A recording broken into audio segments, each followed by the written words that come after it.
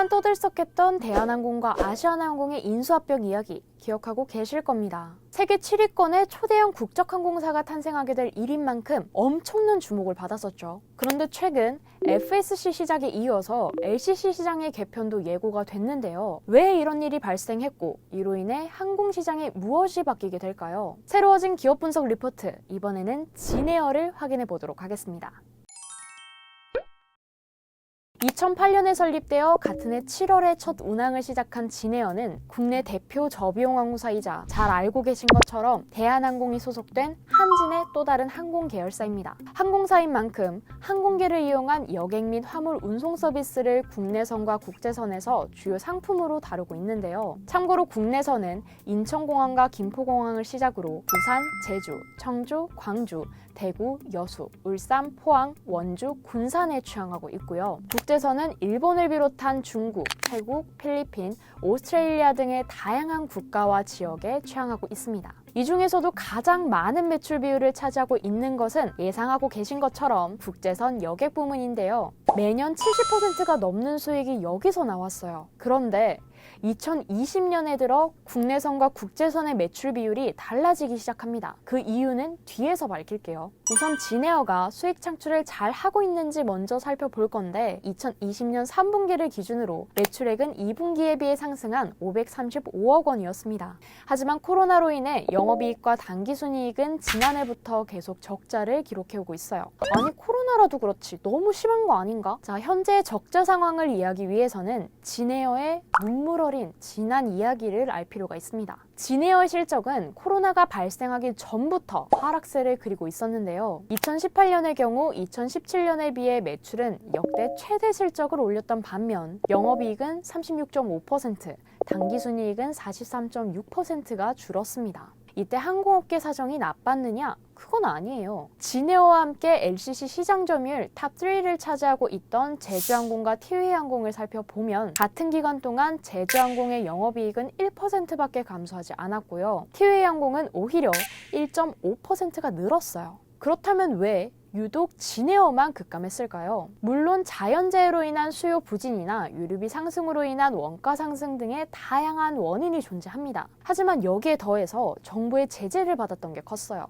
오너 일가인 조현민 전무, 현재는 한진의 부사장이죠. 어쨌든 이분과 관련해서 당시의 물컵 갑질과 항공법 위반 등의 논란이 있었거든요. 이로 인해서 진에어는 국토부의 제재를 받게 됩니다. 다른 항공사는 다 신규 취항하고 항공기 들여오고 할 때 진에어만 신규 노선과 부정기편 운항 허가를 받지 못했고요. 당연히 신규 항공기 등록도 할 수가 없었습니다. 실제로 제주항공과 티웨이항공이 2018년 한 해 동안 각 8대와 4대의 항공기를 들이고 신규 노선을 11곳이나 취항했던 것과는 다르게 진에어는 항공기 한 대와 신규 노선 한 곳에 취항했던 것이 전부였어요. 한편 2019년에 들어서면서 영업이익과 당기순이익이 본격적으로 마이너스를 찍기 시작하는데요. 사실 이때 거의 모든 LCC가 마이너스를 기록합니다. 일본 불매운동과 홍콩 시위가 발생했기 때문이에요. 특히 일본 노선은 운항거리에 한계가 있는 LCC 업계에서 황금 노선으로 불리는 곳 중 하나입니다. 그런 만큼 2014년까지만 해도 7799편에 불과했던 일본 지역 운항 편수가 5년 만에 123,598편까지 증가했어요. 하지만 불매운동을 기점으로 일본 노선은 적자의 원인이 됩니다.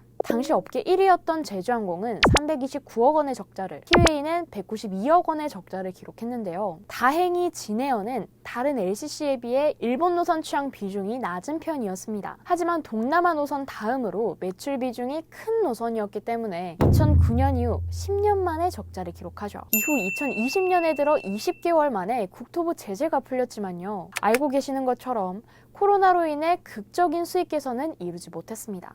그렇다고 놀고 있었던 건 아니에요. 국내에서의 코로나 확산도 문제지만 해외에서의 코로나 확산은 정말 어마어마하잖아요. 그런 만큼 진에어는 정상적으로 운영하기 힘든 국제선을 대신해서 국내선을 확장했고요. 마침내 2020년 8월에 국내선 항공편 여객수가 2019년 대비 73%나 증가한 54만 5천 명으로 집계되면서 국내선 여객 점유율 1위를 차지했습니다. 그리고 이로 인해 2020년 4분기에는 3분기보다 적자폭이 소폭 개선됐을 것이라고 예상되고 있죠. 국내선과 국제선의 매출 비율이 달라진 이유 이해가 가시나요? 한편 제가 진에어에서 매출 비율이 가장 큰 분야가 어디라고 했죠? 국제선 여객 부문이었습니다. 하지만 코로나로 인해 2019년 693만 3,100명에 달하던 국제선 여객 수가 2020년 11월에는 97%가 줄어든 19만 6,600명을 기록해요. 당연히 실적 개선을 위한 또 다른 해결책이 필요하겠죠. 그래서 진에어는 LCC 최초로 로스앤젤레스에 화물 운송을 개시합니다. 물론 LCC는 FSC와 비교했을 때 규모와 네트워크 측면에서 한계가 뚜렷하다는 문제점을 가지고 있습니다. 때문에 수익 개선을 이룰 정도는 아니었지만 진에어는 12월 한 달간 화물 수송량에서 제주항공과 티웨이항공에 비해 높은 450톤을 기록했어요. 한편 이런 상황 속에서 대한항공과 아시아나항공의 인수합병 소식이 들려왔죠. 자연스럽게 대한항공과 같은 한진그룹 계열사인 진에어와 아시아나항공의 자회사인 에어부산, 에어서울의 합병 이슈도 고개를 들었습니다. 대한항공과 아시아나항공의 합병으로 세계 7위권의 초대형 국적항공사가 탄생하는 만큼 진에어와 에어부산, 에어서울의 합병 규모도 엄청날 것으로 예상이 되는데요. 실제 LCC 전체 여객수의 44.2%와 항공기 59대를 보유하게 되는 만큼 아시아권 2위 규모의 LCC로 자리 잡게 될 예정입니다. 초대형 국적항공사에 이은 초대형 저비용항공사의 탄생. 물론 일부에서는 우려의 목소리가 나오고 있습니다. 항공사별 노선 중복과 함께 서로 다른 기종으로 시너지가 떨어진다는 이유 때문이에요. 현재 진에어의 주력 기종은 보잉사에서 생산하는 보잉 737이고요. 에어부산과 에어서울은 에어버스사에서 생산하는 A320입니다. 운영 유지비 절감 등의 문제를 해결하고 LCC만의 수익 전략을 펼치기 위해서는 단일 기종 운항이 필요해요. 하지만 진에어와 에어서울, 에어부산은 서로 다른 기종을 운영하고 있죠. 뿐만 아니라 보잉 737과 A320은 조종석 설계가 달라서 조종사의 교차 투입이 어렵고요.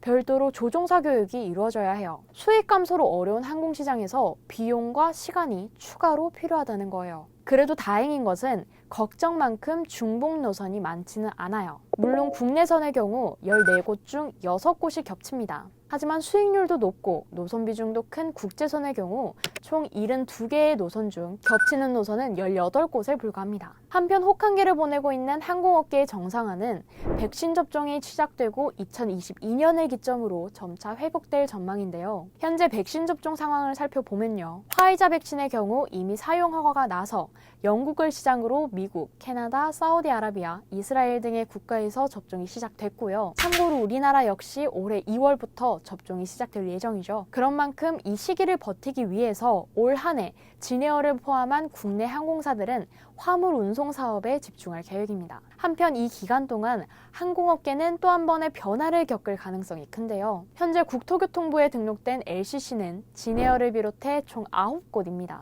무려 국토 면적과 인구가 수십 배에 달하는 미국과 같은 숫자예요. 그런 만큼 기존의 LCC 시장은 과잉 경쟁과 같은 항공업계의 불안 요소를 안고 있었습니다. 이런 상황에서 규모의 경제를 갖춘 회사가 등장하게 된다면 과잉 경쟁은 완화되겠지만 기존에 남게 된 LCC와는 격차가 크게 벌어지겠죠. 경쟁력을 갖출 필요가 있는 만큼 남은 LCC들 사이에서는 추가적인 인수합병이나 서비스 방식의 도입과 같은 변화가 발생할 것을 예상해 볼 수가 있습니다. 자, 지금까지 진에어에 대한 이야기와 함께 항공산업의 상황과 앞으로의 전망에 대해 간단히 알아봤습니다. 그렇다면 이제는 진에어에 입사하기 위해서 무엇을 준비해야 할지 확인해 봐야겠죠. 항공사는 워낙 노출이 잘 된 기업 중 한 곳이다 보니 일반직과 항공정비직, 객실 승무직에서 채용이 진행된다는 점 많이들 알고 계실 겁니다. 하지만 여기서도 업무에 따라 직군이 달라지는데요. 진에어에서는 스튜어디스와 스튜어드로 자주 만나셨을 객실 승무직과 함께